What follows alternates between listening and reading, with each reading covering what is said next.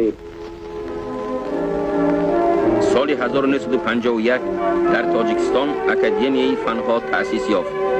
عالمان نمایان و برجسته اتفاق سوویتی برای اشتراک در این حادثه مهم به دیار ما تشریف آوردند. قرار پخت و حکومت را رفیق رسولوف اعلان کرد و شرافت سیاست خردمندانه لنینی پارتیمان به مناسبت موفقیت‌های کلان در ترقیات اقتصادیات، علم و مدنیت که در خانواده برادرانه خلق‌های SSSR به دست آورده شده است، شرایط تشکیل نمودن اکادمی فنهای ریسپوبلیکا مهیا گردید. با مدد عالمان روس از کادرهای ملی، کارمندان علمی به وایه رسیدند.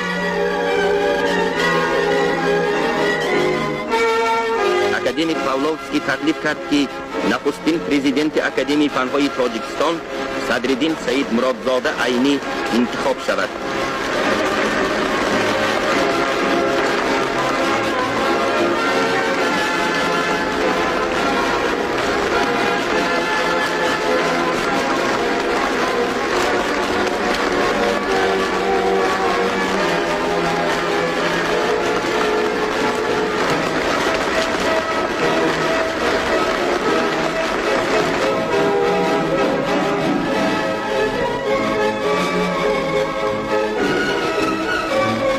اولین مجلس پرزیدیوم اکادمی فنهای تاجیکستان تحت ریاست صدرالدین سید مرادزاده عینی نقشه وسیع انکشاف ساحه‌های گوناگون علم ترتیب داده شد.